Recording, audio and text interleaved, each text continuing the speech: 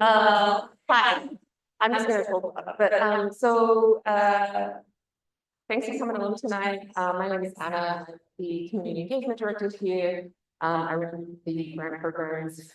Basically, community engagement is part of the Regional Arts Council arm of the Acadiana Center for the Arts. So we're here to help artists with their professional development.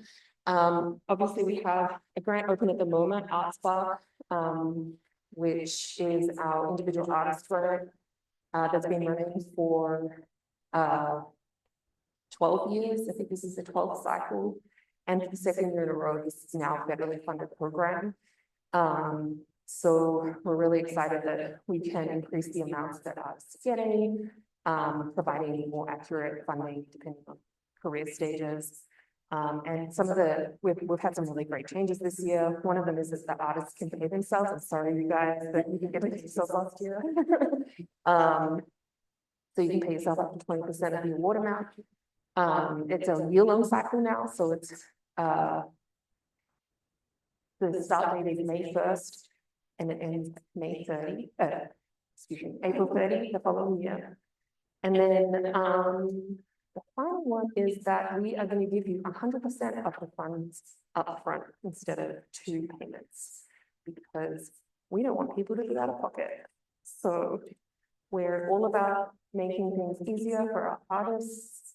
So yeah, we made some cool changes this year. So who is applying for ArtSpark this year? Not sure. Definitely. All right. Does anyone want to share disciplines they're applying in? Like, what's your artistic discipline? Well, I graduated in metals engineering, but I would like to do something different, like more mass kind of making situation. Okay. So still sculpture though? Yes. Okay. Are you gonna do illustration, animation? Illustration. Okay. Cool. Are you gonna apply this year? I'm not sure. Not sure. I just came here to see what's up. What's your artistic discipline? I think video people. Branch off to others. All right. How about yourself? What yes. Over the other side of the room, what's your artistic discipline?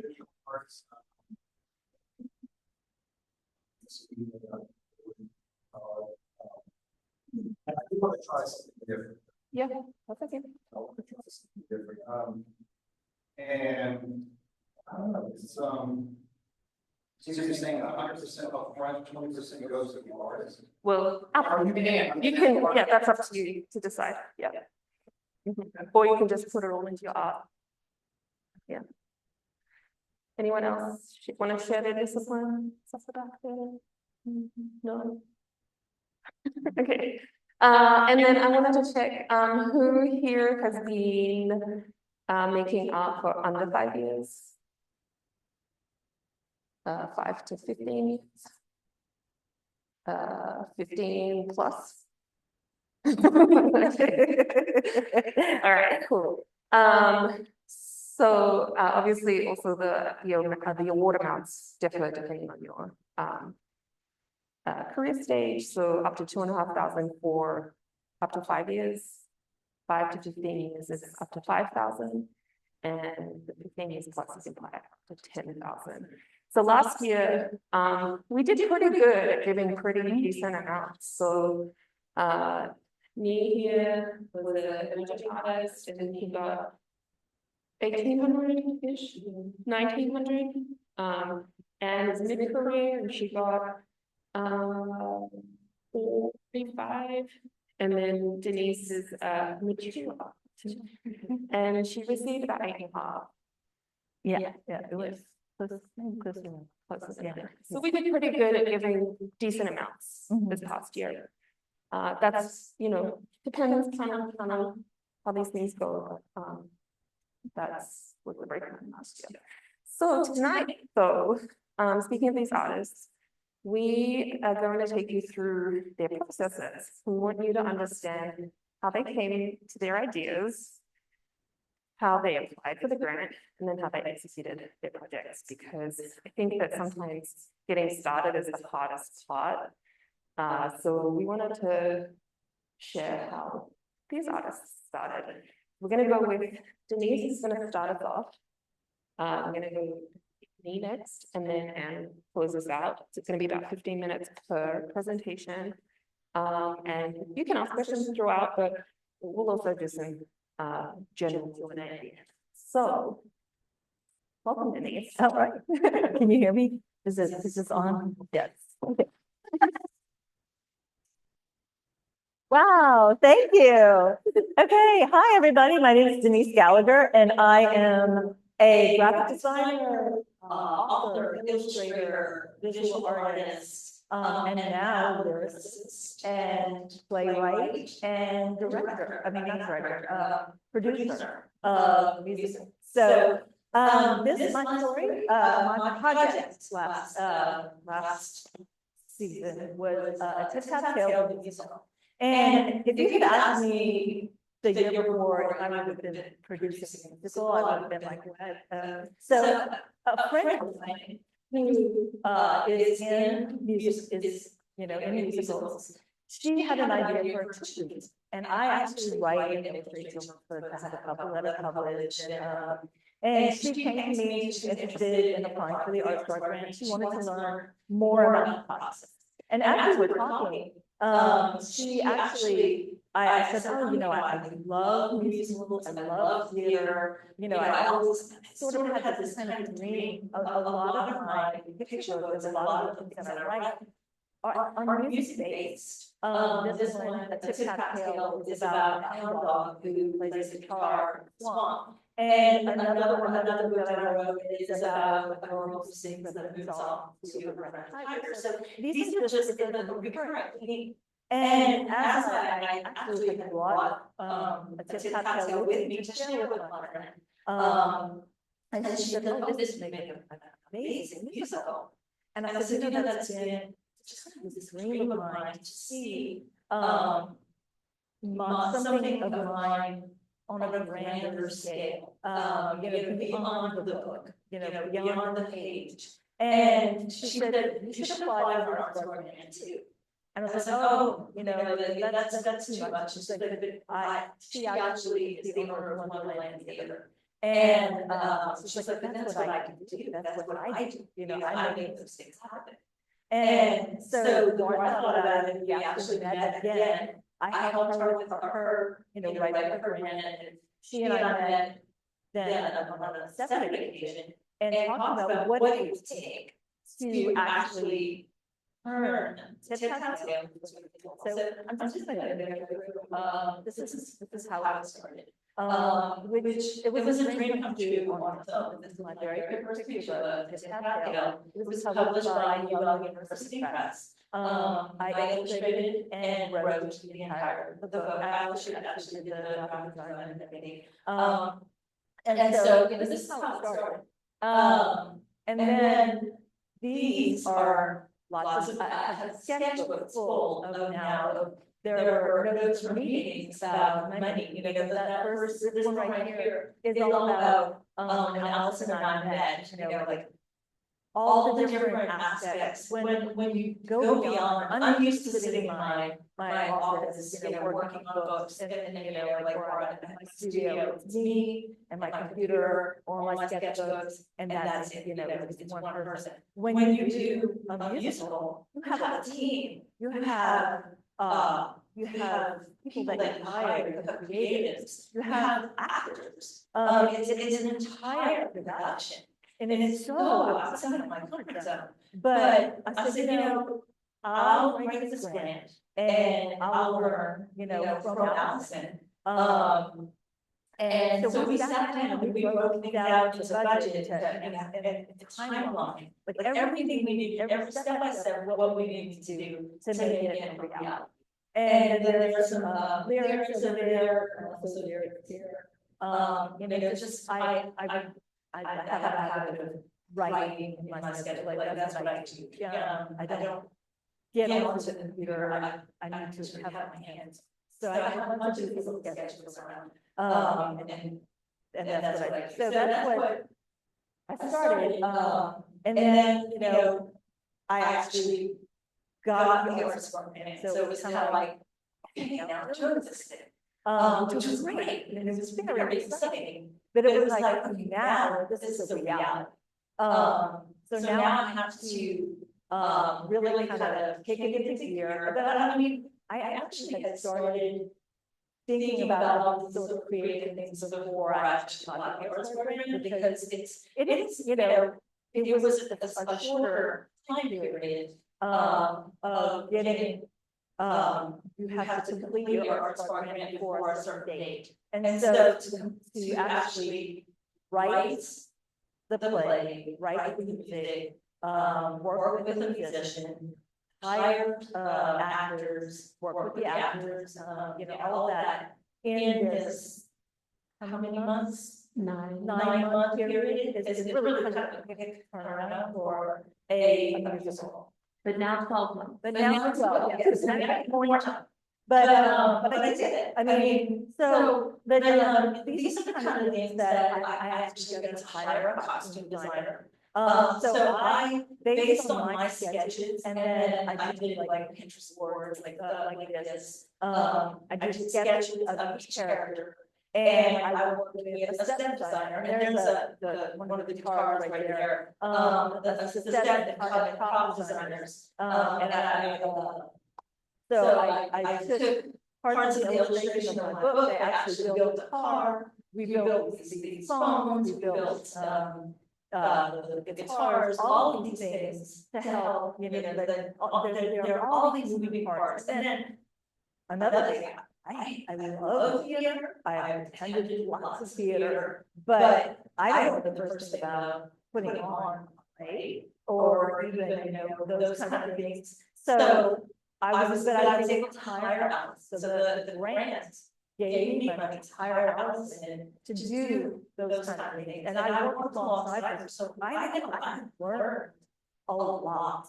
So having that opportunity, I was able to learn so much more about theater, and I'm ready to do it again. You know, and the musician that I worked with, he's like, okay, what's next? You know, and he was amazing. And that's another thing, is I love music.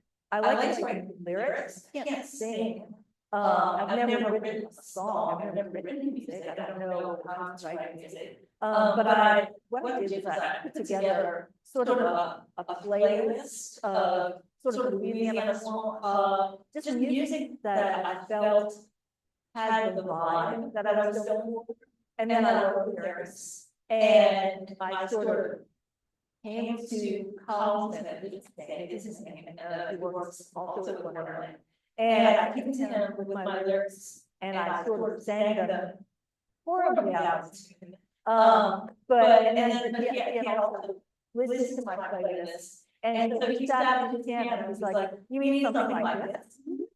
And I was, and so that's how we have a couple sessions where we work together, where, you know, I wrote the lyrics and the tune sort of, and he brought it to life. So here, you know, was my opportunity. The ArtSpark gave me the opportunity to work with an actual musician who could take the things that I brought him and make them a reality. So, this is actually a picture of the stage. My artwork was used as a backdrop. You know, I created from the book. I took images from the book and made a backdrop for the play. I have some pictures of we ended up having four workshops. Well, first of all, I had a call for auditions for students from age 9 to, I think, 12 or 8, 12, something like that. And through Wonderland, through social media, and different avenues, I reached out to theater teachers and things like that. And I had like very professionally looking like flyers that I shared with them. And so, and then the students, the students sent in video auditions. And they were very simple. It was like sing a song and do like a little monologue. And I chose my students. I had 13 parts, and I was able to choose students. And I had some amazing, like it would not have been, I could still get goosebumps thinking about watching the students perform my words. Because I wrote the play, I had to rewrite the book as a play. With dialogue, because this was like a 500-word children's book. So that was the first thing. Was rewriting it as a play, and then write I wrote 5 songs. So the students, after they were chosen, they had all summer to learn their parts and like learn the music.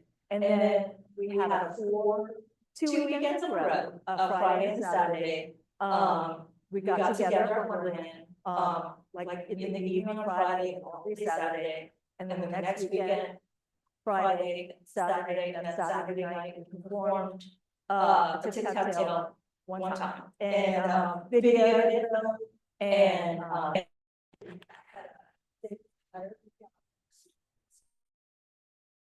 got backstage scenes and things like that, because my plan now is to license the play or the musical to other theaters, schools, and like camps around Louisiana, especially because it's still a Louisiana-based story.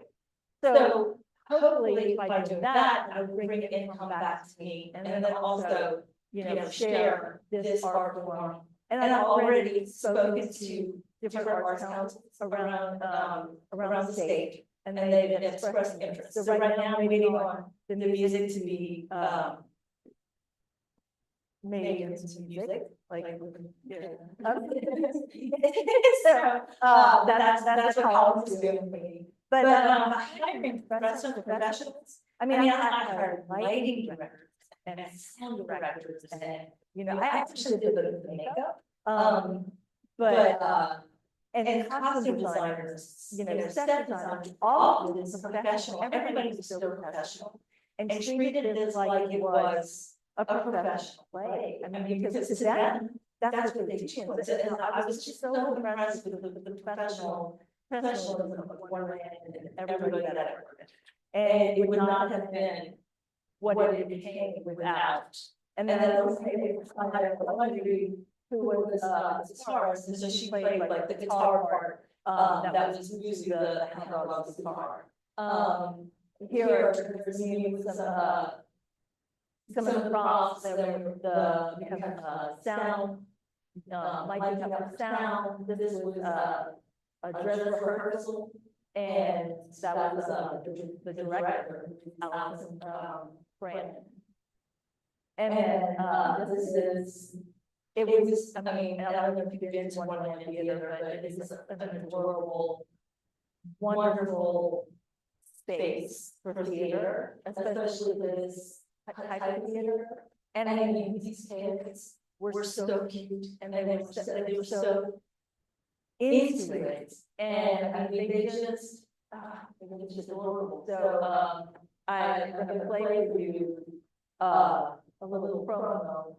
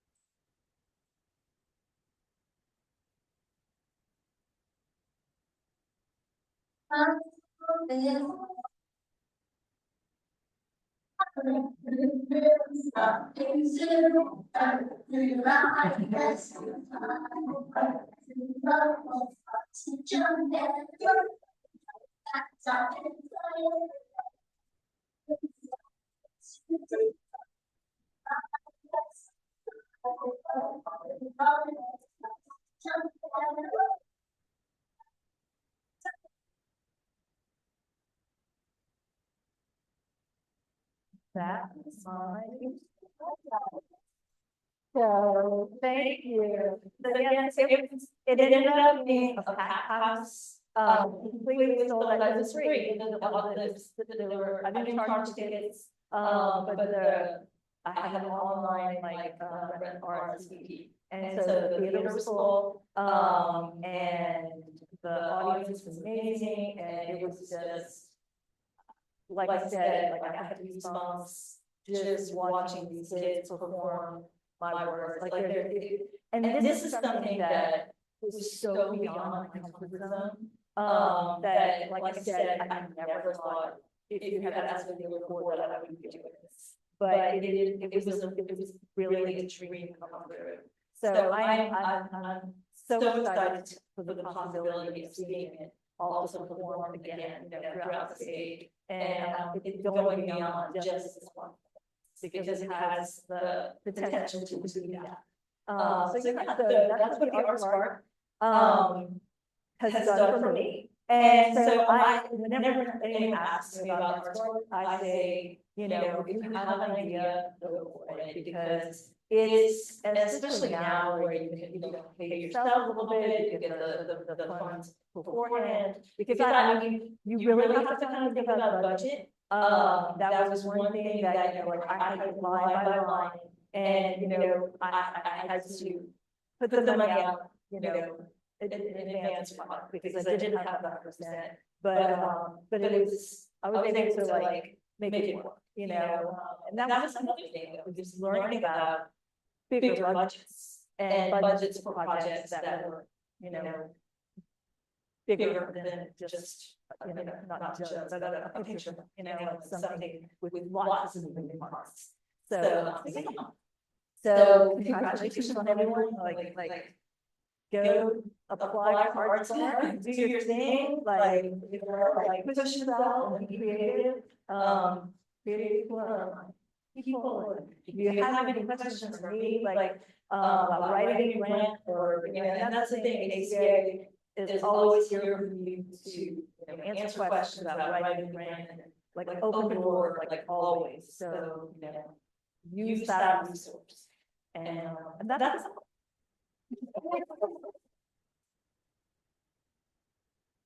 Does anyone have any questions right now? Do you want to? All right. Maybe.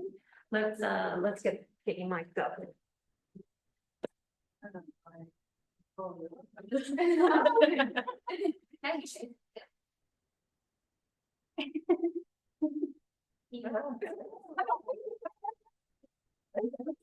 My name is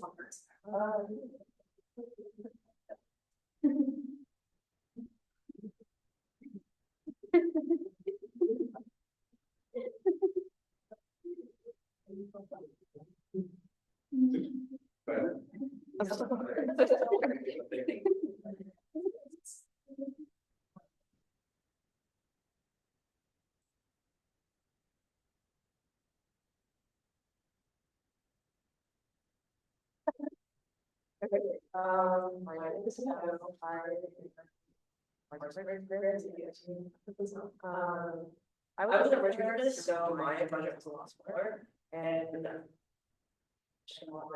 don't have as many photos, but my project was a was really large, so I was also just from being in that gallery. I was originally sought out by the Bird. It's like a local outlet. They wanted me to. They had an office that they wanted to know my sculptures for like the display and for like the or something. It felt through because they were moving, I think, actually somewhere. Here. But I felt like, oh, no, like, if I like my stuff, maybe I could pursue that. And so I went around ArtSpark grant. Part of it was actually, you have to do like the outreach. And I decided to do a workshop around. I don't know if you know Calico Critters. So, part of what I wanted to do at Touch Gallery was that, like, you know, my mom likes it, but like, if I'm not really well, I'll like kind of sort of something.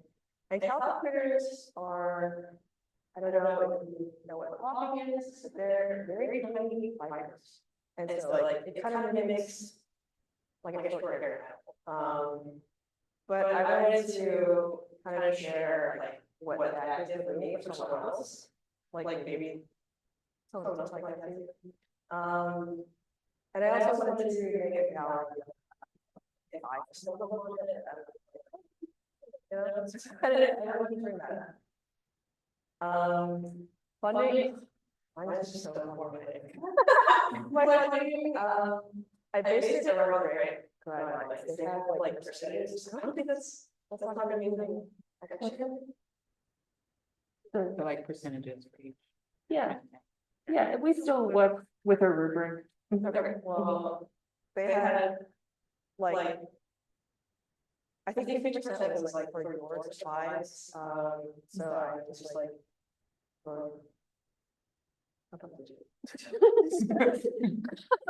I asked to 500. I was 1988. I was actually gonna go lower, but still higher. I really did not think I was gonna accept it, so I was like, you know. Because it was so much, I still had to scale it down, which was pretty easy. Like, one of my sculptures was a like 40 by 36 canvas, and I wanted it to be really 3D. Just to get less 3D, that's better than that. I had one around the clock. I did not put pictures, that's why, but I had one around the clock, and I just made the figure smaller. And then like when the funding started, I was like, okay, I can find this because some of it was overseas, so I had to pay for deliveries, and I wanted to pay my private services people so that they could have their funds. My partners were from the she did silver because we could use this for my mannequin, and Ellen Weiss did my photography. They're actually just my friends, but it's like bringing them up with me. I had an opportunity, and they had a lot of friends. So that's how I do. If you take anything from me, please like figure out your timeline. Because in my head, I was just like, oh, it's just a party, you know, not realizing it was like 2 months away. So I literally was like, me like just working. But yeah, I had to sorry.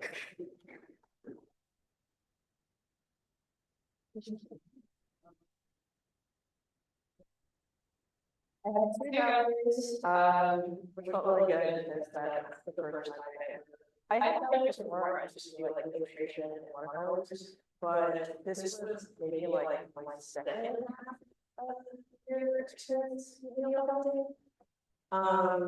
That was also my first workshop, which was nerve-wracking, but it was really good. And You did a great job.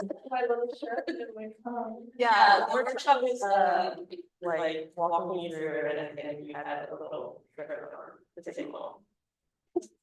And then the project network. You can tell how much dead space there is from the original.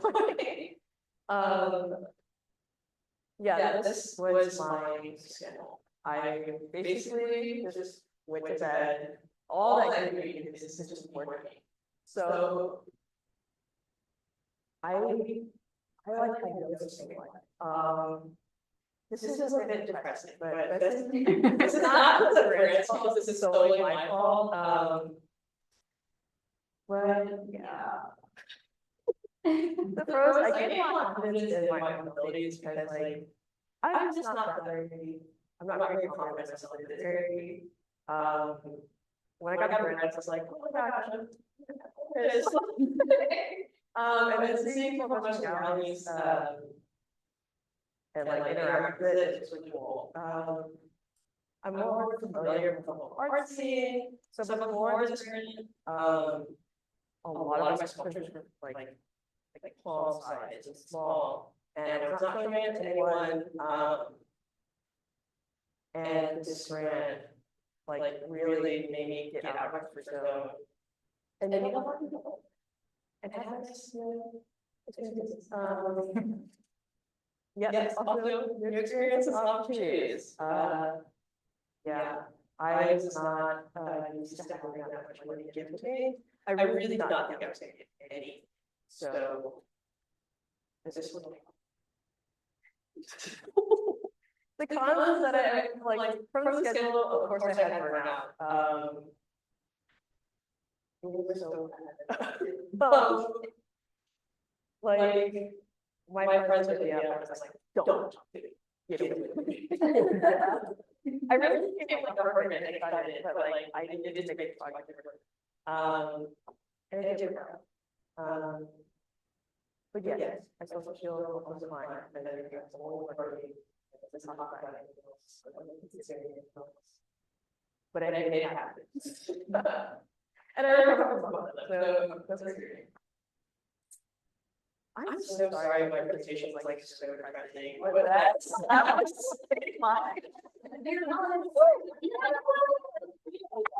was my.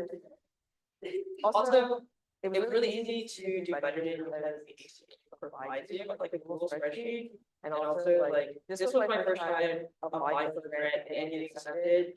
I did not know how to write a grant, and it really helped me through that. First year, I you know. Thank you for that.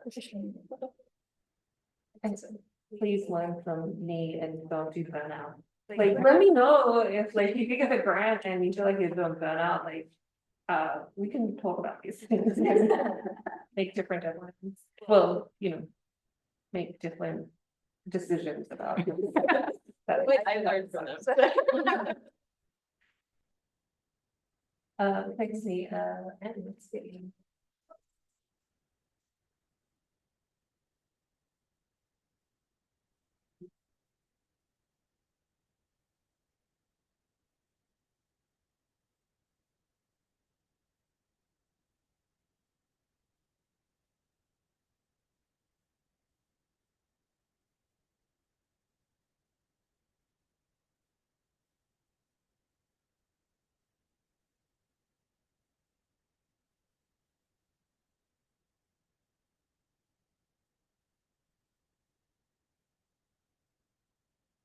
Oh, hi.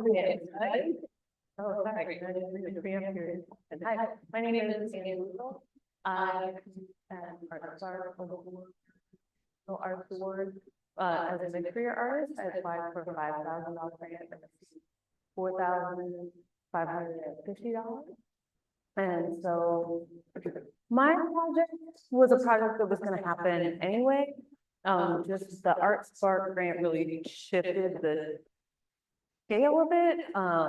And yeah, the complexity of it for sure. So my project is a site-specific installation at the Atelier de la Nature, which is in Arnaville, Louisiana, run by Brandon and Aurora Ballanger. And they have this art-focused eco-campus where they do events and art and education around art and nature issues. So I had a previous existing relationship with them. I had done a project with one of my students from school in 2022. We did these upcycled satellite dish UFOs for their Halloween festival. So I'd done a project with them before. And we started talking a while back about, I wanted to bring fire metal artists to the festival. So part of that year was they brought 2 female blacksmiths, one from North Carolina, one from Florida. They brought a group from University of Auburn University in Alabama to do the iron pour. And then we were on site casting aluminum. So it was that was in the works. And so this project kind of started ideating prior to the ArtSpark application.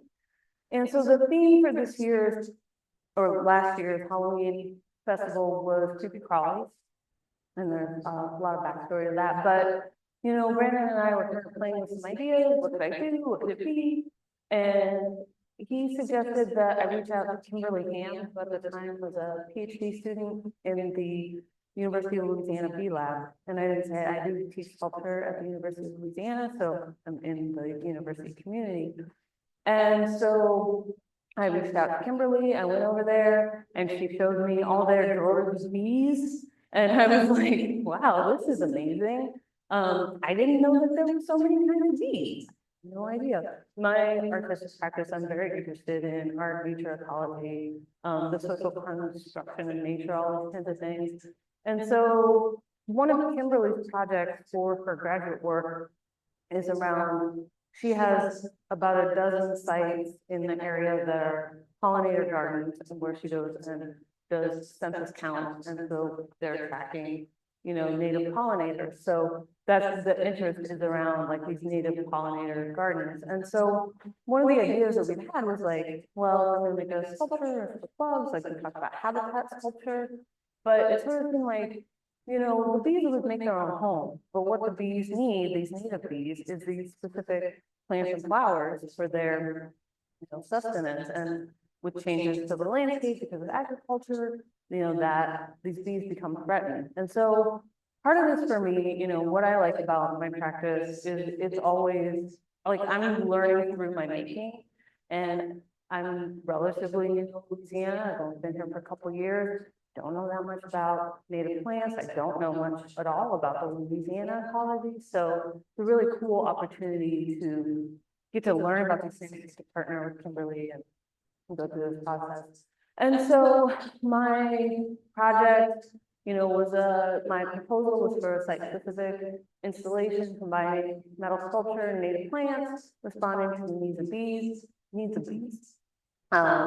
So Kimberly collected bee specimens for me so that we could cast the bees in precious metals to kind of talk about, a lot of this is sort of about time, right? Like presence and absence and like what's here, what's there, what's gone. So this was the site that Brandon selected at the property, which is kind of on the way back towards the pond. And there's like a kind of elevated pathway behind there, and we're out front in this little walkway. So this is where we started. Kimberly and I worked together to select a dozen plants for the garden, and kind of based around, you know, looking at, I wanted it to bloom cyclically like a clock. It doesn't exactly do that because a lot of things bloom in like the May, September kind of zone. It couldn't be quite that specific, but, you know, arrange things in that way. And so she and I spent a lot of time talking about like what plants to select and why. I would do things differently. I would look at them a lot more closely and like think about how you're going to fabricate that, you know, instead of being like, oh, it's cool. Like, yeah, let's do that one. Like, oh wow, oh my goodness, that one. So we got a small additional grant through I'm gonna blank on it, but the plant people, the nice native plant people out in Arterville. And so they provided some of the plants that we started with, and we planted in April, you know, and on the list of things that I didn't really know going into this project, which was a very long list. is how long it takes native plants to get established and to like grow and really get like pretty good looking. So I think about May 2025, it's gonna be looking real nice out there. Also like another pretty brutal summer, right? So not, you know, there was some replanting, not everything survived this first season, but we did pretty good. So we had everything mapped out, we had all the plants, we went out there and spent a day, you know, clearing, planting everything, getting everything all situated. There's Kimberly, who's been amazing through this, getting all our little plants bedded in. And then off they go to do their thing. So simultaneously, while the garden part is happening, I started doing my research on how I'm going to cast these bees in metal. I have my undergrad was in jewelry and small metals, and I kind of came to sculpture through that process and later. And so I had a couple different ideas about how to get the bees into metal. And I also originally thought I was going to cast more of the plants. I ended up casting some of the seed heads and really fabricating more of them, but that's another story. So here was the first round of casting and trying some different methods, more and less wax. There's one, the second one, I used a ceramic shell process that I learned in a different application. I thought I was going to need to do something more complicated. And so here's some of the bees out of the first round. I originally cast them in fine silver, which then I kind of figured out it was too soft. So we ended up making a 2B2 alloy. So on the right there, so, you know, I cast them in bronze and they didn't really work. They got kind of blown out. This was with the ceramic shell. That didn't work the way I was hoping that it would. And then here's an example of some of the seeds. So this is the rattlesnake master with a little bit of bee-balm, one of those. That's more so some of the flowers that we cast and kind of seeing like what we could get, what would work.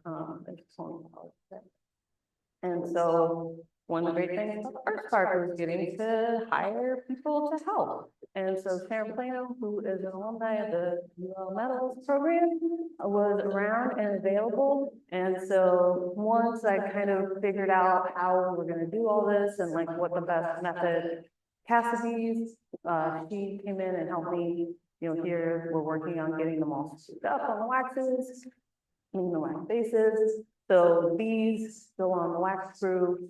The wax screw goes in a steel flask. The steel flask is filled with an investment.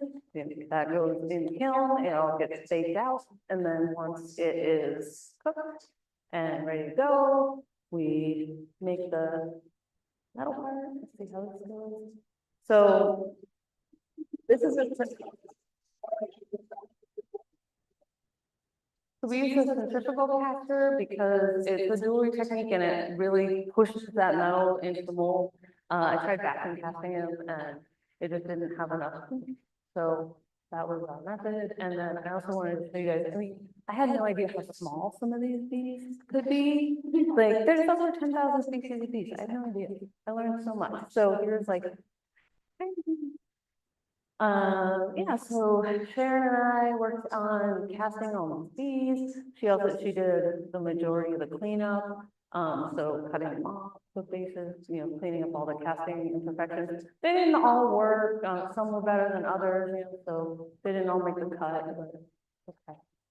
And then kind of concurrent with that part of the process was figuring out how to make the different plants. So I had a dozen plants in my garden. So, you know, I just would caution people as you write your pie in the sky grant application, really think about what's involved in your project. How many components does it have? Did it need to be 12? It had to be 12 because it was a clock. It can't be less than 12, but 12 is a lot, turns out. But that's okay. So here's just some shots of like, you know, me trying to work out some samples. How am I going to make these forms? Things that didn't work. You know, I saw this casting grain on this dome, so I don't like that. And I'm trying to do something. So part of my research on this project was like really looking around and starting to notice where it all goes. This is like, this is like taking pictures, and we did have a nice little native plant garden on the campus. It's not there anymore, but that was useful for a little bit. So it was. What's that? Anyway, so here's some of the plants. So that was bee balm and the rattlesnake master, purple mist, goldenrod.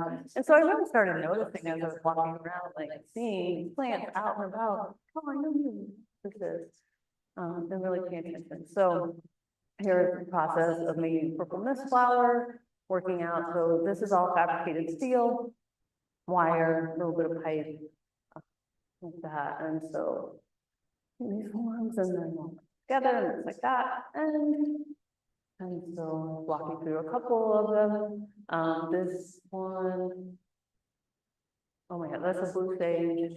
Oh yeah, I don't know this is blue sage flower. So lots of different shapes, different things to work out. And so you see the bee attached there. So there it is in the garden. This one was one of my favorites. This is the hibiscus. And this one was super fun to make. I like those petals a lot. Flower. And bee balm. Oh, also pretty cool.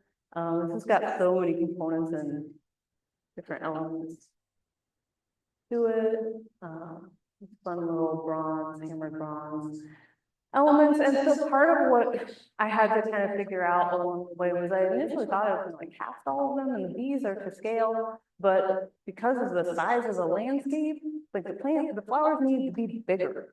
Like it's a big space, it's a giant field. So kind of blowing some of them up, like out of proportion made a lot of sense to me. Goldenrod, like how do you make that? I didn't think about that for a little while. You know, all these plants that have lots and lots of tiny little elements. And so I ended up using a little bit of brazing rod that you can braze on with microtorch and follow the end, and was able to hire UL Metals professor Daniel DiCaprio, very efficient solderer, to come in and weld all these little tiny wires onto these elements. And also my colleague, Dr. Claire Ami, who's also trained on the microtorch to help out with that. And Dan also laser welded the threaded rod on for the bees, because however we're going to attach these to these steel flowers, seemed like threaded tapping and dyeing and threaded holes to be able to screw them on would be the most effective method. Give us some flexibility. So the bees that were selected got the threaded rods attached to them so that we could put holes in the flowers and then screw them in. Yeah, to try to weld them or solder them. So there's the acid, and then so for the festival, you know, we had the plants, the flowers and no flowers installed. So this is out there. And so this is probably like when the garden was looking its best in 2024. And we got the goldenrod and that. So this is just some images of like the process of garden, and also like this was not the first time I found myself digging holes in the field in Louisiana in July for art, and I really questioned my life choices. But you know, you're gonna do. So think about what you do. So this is like at the festival, I got to see people interact with it a little bit. There's a lot of really interesting things about how people interact with a sculpture in a space like that. It's very different from a gallery. And I didn't put any kind of seal or finish on the flowers, and so the steel components started to rust really quickly, and I'm really enjoying the contrast between the bees and the sterling, or the Shibuichi kind of silver copper, because they are not rusting, so they stay bright. And so here is garden, and a little bit later in the year, and a little bit later still. And so I'm really interested in seeing how it changes over time as the plants bloom and evolve. I want to get some really Brandon and Aurora have pictures of it during the blizzard, because that was pretty special. But one of the things that I used my grant for was to pay Christy Cornell to do some professional photography for me. And she and I have been talking about how actually like maybe the most interesting part of this project in relationship to time is going to be the documentation of it at all these different moments, because if we photograph it throughout the year, then we can look at those photographs simultaneously, and so we can experience all these different moments in time at once. Whereas if you actually go to the site, you only get to experience it in how it is today. So, you know, just, and so there's 50, getting in there, taking photos, and then step on the plants. The one, the prairie blazing star over there, which is another pretty complex form. Yeah, so this project really, and there's a team. We are having a little celebratory. My outreach for this project, I did cuttlefish casting with students in a talented high school art program out in Cecilia. So I had UL art education students who came and assisted. And so we went out there, cuttlefish are fish, they have bones inside that you can cut in half and use as a mold for casting. So we went out, students carved a mold, and then we took those cuttlefish to, and then another part of this was I was collecting aluminum pop tabs because we wanted to do all this out of recycled aluminum. So we collected all like pop tabs and smelted it down so that we had recycled materials to make everything out of. And so at the festival, for the Halloween festival, I had UL art sculpture students and alumni and art education students on site, and we had the molds for the students with Cecilia, and then for those there. So this is like the documentation for my website. It's still a little bit in progress, and at some point I'll have a form up there for Kimberly is going to continue to use the garden as a census site, so she'll be able to upload that and like feed it so we can kind of track the pollinators at the site.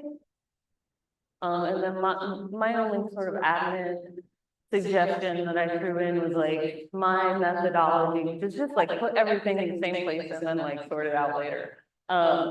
You know, just keeping everything in a place. I have a drive, all the photos, all the receipts, all the documents, they all go there, and when I need to find them, they're in there.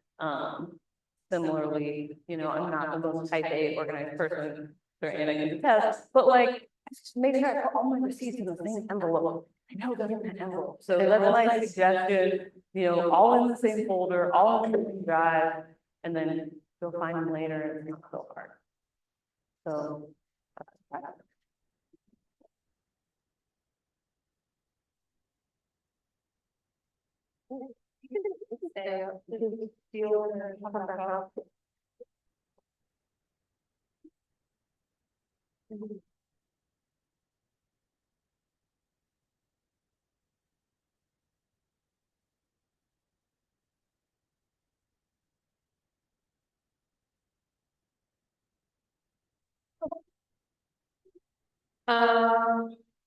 Okay.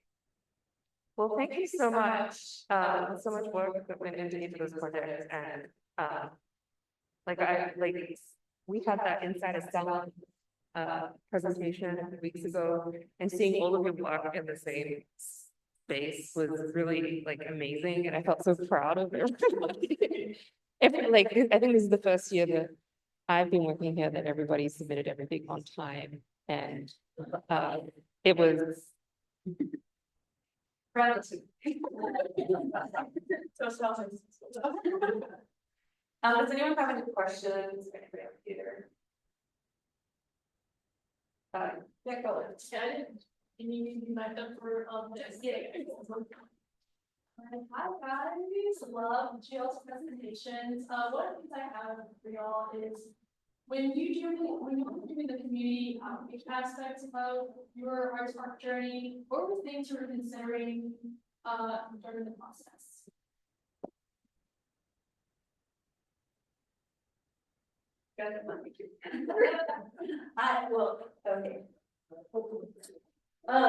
I did a workshop for writing and illustrating for picture books and the processes of getting published. So that was because it actually was the whole start of my project. And it's something that I know and I get a lot of questions about.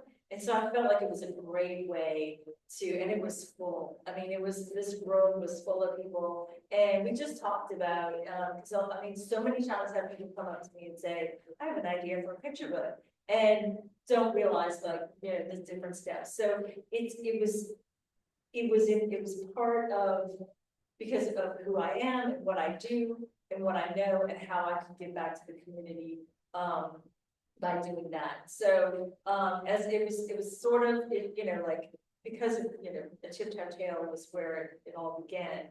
It was my way of sort of like giving back, and then it was really a great presentation. I had a lot of great questions, and so that was mine.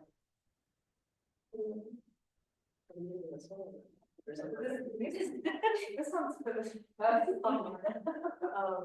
So for my workshop, I was surprised at how so many, like, there's a lot of people that do not know or we're not familiar with needle building. And I actually go to a needle art club at the library once a month. And all of them were like, oh, that's like, I don't know to do that. And so I wanted to have that available for people that are interested. And then I guess for like, like I just, culture.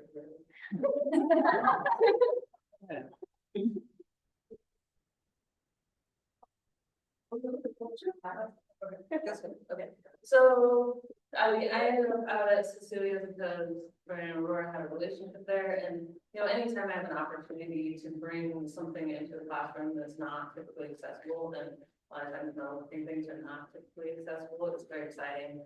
I brought like other examples of cats out there, and I just, anytime I can get folks excited about and do that. So that was a good opportunity. It was a thing that we could do that was possible, like logistically possible, because we probably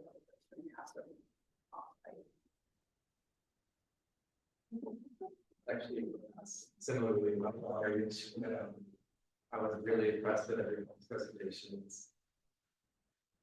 Anyone else have questions about the projects themselves?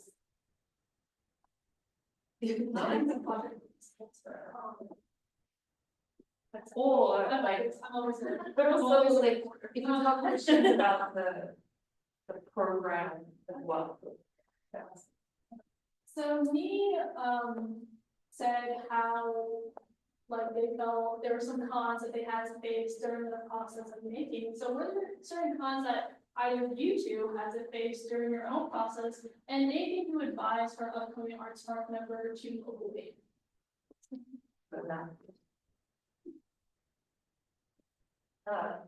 My first prompt designer was let go from, or like after we had the initial meeting and everything like that, and so it's kind of like this panic moment of who's going to do it.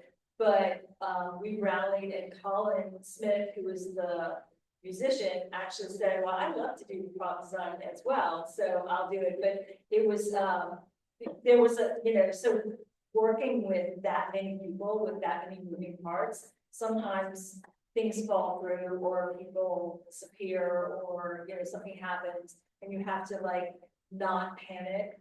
I mean, sort of, but like and it works out. It ended up working out, but maybe like I was, like you said, I was really had my everything written down. I had my processes and like everything.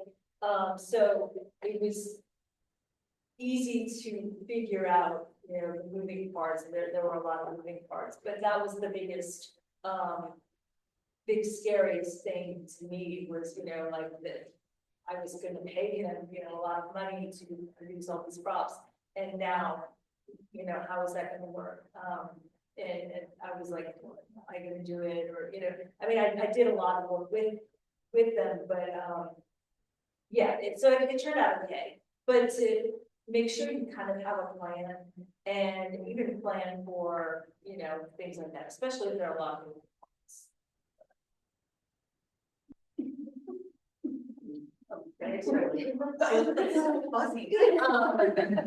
Yeah, I mean, I kind of said this in my presentation, but I think, you know, as you're crafting your proposal and it's like really tempting to kind of like make it super, super big. But you're gonna have to do all those things. They're gonna say yes, and I didn't think they were gonna say yes. So like, oh, I did all these things, like, oh my goodness. So, you know, be realistic about what you're able to accomplish. I think that the ACA and the ArtSpark program really is meant as this incubator. It's meant to help you have that opportunity. You know, the flip side of that though is every time, you know, you want to push yourself out of your comfort zone, what a great opportunity to do something a little bit bigger, a little bit different, you know, and to have support, you know, instead of just paying for it out of pocket, you know, and then the opportunity to take your friends with you, you know, and be able to share that resource with other artists in the community and have people that we know, because our community is so amazing and creative and full of like all these fantastic people. So to be able to, you know, all the stuff that we usually do for free, you know, to be able to, you know, so I would say, you know, I'm always applying to things. And so sometimes when you're lucky and you get more things than you realize, then you have to like figure out, so, time management. Timelines are your friend, you know, like I truly believe in like backing things out and really having I have a physical calendar where I can see, you know, like what I need to do by when, because I hate to miss deadlines and but then also, like you said, hiring artists, paying artists for what they do. That's the most amazing thing, is that I was able to pay Colin not only to, you know, write the music and create the music, but then also, you know, to create the props and everything. So, and he was amazing and he deserves to be, you know, and he deserved to be paid for, you know, what he's really good at. So it's this opportunity to, you know, bring people into, you know, and into this project, and they were all excited to do it too. Any questions about the program or how to apply or any concerns that you have about your submission? Like, we're gonna answer those questions as well. Has everyone read the guidelines or we're gonna help you the guidelines? So there's some at the back of the room. Make sure you pick up a copy before you leave.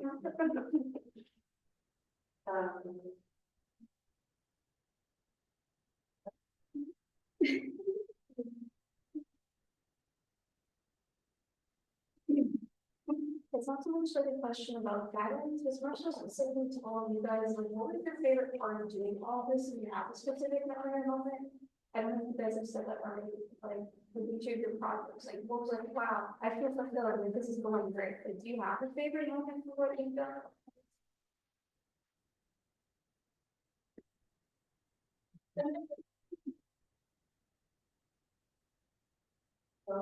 It was opening night, you know, the world premiere of my musical. I mean, it's just, I had friends show up and people show up and families and creatives and so just being able to share with the world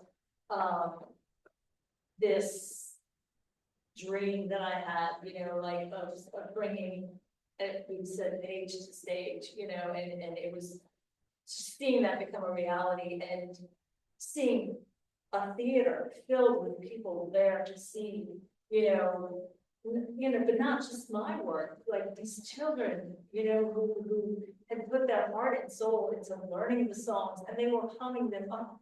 They would walk around singing, yeah, I mean, singing my lyrics, and you know, it's just, it was undescribable, you know, like just. I can't even begin to explain how that it was magical.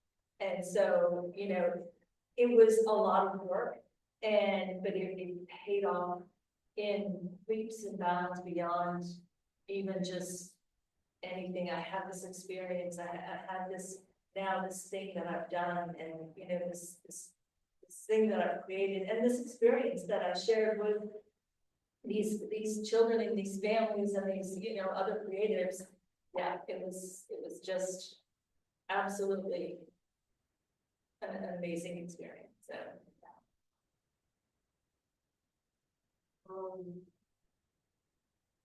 Yeah, I guess what different for, I guess what I'm going for is whenever my gallery was at ACA, it was facing the road, so like everyone could see it.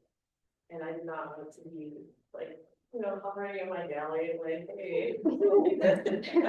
But like, I would walk by every now and then and seeing people like really close up and like really interacting with it. It was like, it was really good. I found it good because you can kind of tell by some of my language, like, this is not something I've seen before. And then at the gallery at Black Cafe, some people are like, oh, I would make this, can I make this? And I'm like, yes, you can, it's actually really easy. But yeah, it was seeing how people interacted with it.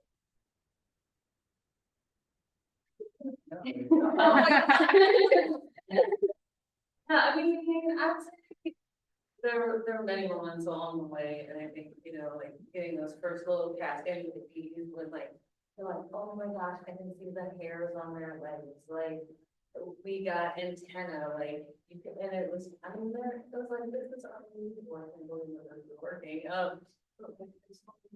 and I think, you know, this is a project that's gonna be ongoing, like, at that site, it's seeing it in real time, I mean, it's given me, I mean, there's a lot of things in this that are things that I have done, but I've never done this.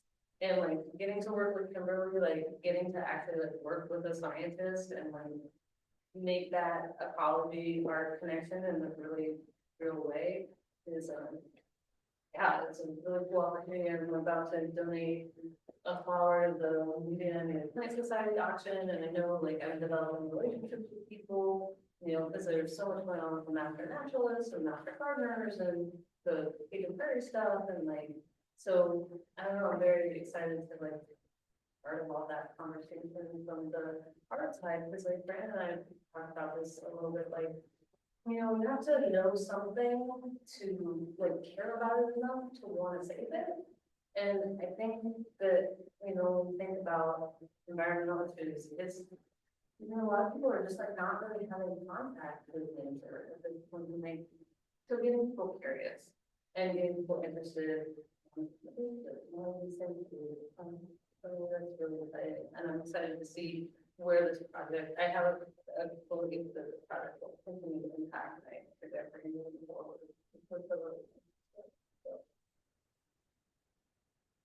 So, I just wanted to point out a few things about each of the artists. So Nhi was an emerging artist, and with just under $2,000 in 3 sculptural pieces. It was the first time he embarked on making large pieces than what he'd done. So as an emerging artist, that really challenged his skill. And a mid-career artist who got almost $5,000, really pushing the boundaries of her skills.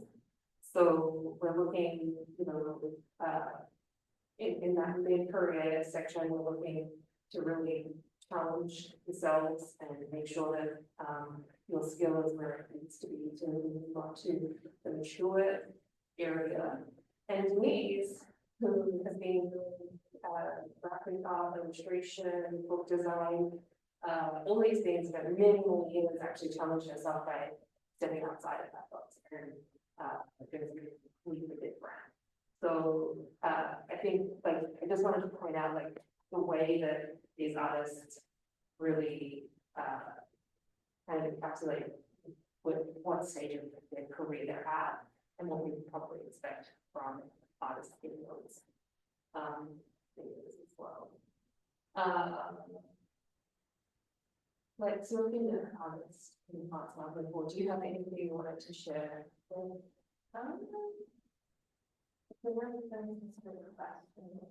But kind of reiterating on like showing up to these information sessions, I think what I apply in 2023. I showed up to like almost every single one, and I also submitted like a draft review, like everything I could possibly do to be prepared. And, because I also like didn't believe I was gonna get, like, I've never applied for a grant before. It was like I've never hired people to help me make art before. But a part of like the grant process and like them selecting you to like, to move forward with spending the funding, like they see that you kind of have a plan, and it was like, I got more confidence, and I'm like, okay, these people read my proposal, and like it could be done. And you always have help, like you're always gonna reach out to Anne, and Lynn at the time, and, but I don't know, it's like, I feel like that was my first step in like expanding my art larger than myself too, like starting to do more advocacy work, because my grant project was like political in nature. I don't know, it pushed me, and now I have like even more skills, and now I'm like helping other people write their grants and like pitch their ideas. So I say go for it. You have nothing to lose other than maybe like that. Oh, I didn't get it. That's kind of disappointing, but when you don't get it, you just try again. Yes, and you get better. I like to share the story of third degree. Who's a very established, very successful artist. He applied like 3 times before he got it. Yeah. Do the, okay, any closing words from any final tips? I really like attend these kind of meetings, ask questions, reach out to the people at the ACA, because and I did the same thing. I had my rough draft and, took all of the, direction of the board, thoughts that, they're here to help, and they really do help. And if you, because I hadn't really had, I did, by my first ArtSpark, I had 2 ArtSpark grants. One was for a picture book or book writing and art. And that was the first time I had written a grant, and it seems intimidating. It's a lot, but if you do your homework and you really take those steps before you start writing the grant, and then also take advantage of everyone here is so helpful. And it really is in your corner and is rooting for you. So Out of the 9 recipients this year, 7 of those recipients came to sessions, got feedback. I would definitely say you have a better chance if you know. I mean, if you learn about what's expected, or and you take advantage of the, ask questions, because if there might just be some, and then answer every question, and you say some people would just leave things blank. And so you just Or write the same answer in several areas, but those questions are asking different things, even though they might sound similar. So thinking about not the same idea.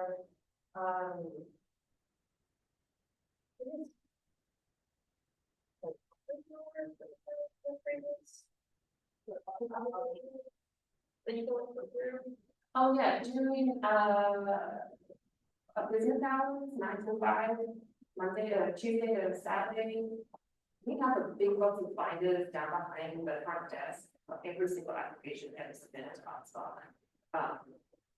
Both successful and unsuccessful. I saw you like had never written for a grant like that. It gave me a good like groundwork or like what.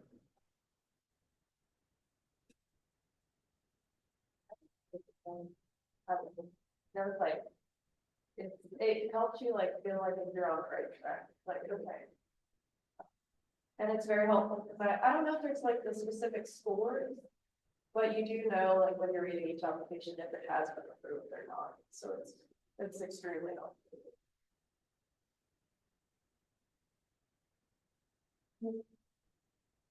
I think the answer to the question probably, and like, you know, like actually, like, answer, like read it, answer the question.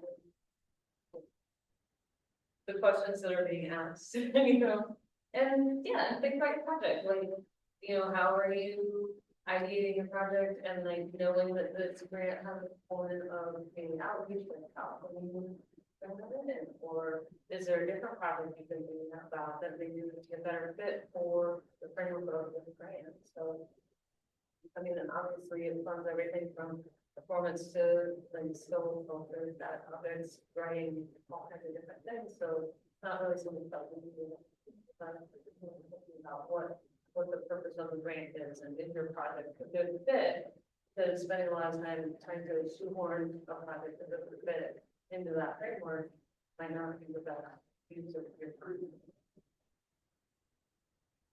Well, thank you so much, everyone. So this is the second part of this series. The first part had 3 other artists from last year speak about their projects. They were photographer, muralist, and an animation kind of animator. So please go watch that if you have any that if it interests you. So some of the other sessions we've got coming up, next Wednesday, we're doing idea workshopping. So come with your idea. If you need help just to refine what that idea is, a recipient from 2020 or 2022, Rachel Medeville, will be available to critique and just help strengthen your applications. We're also going to be, you can book time, if you go on the website, just click the book now button, 15-minute session with me, just to have a quick chat about your project, if you need a little bit of support, making sure that it is something that is an element of the project. But please, be involved, ask me questions. I'm going to be regional as well, so if you live in any of that part, check out the site. All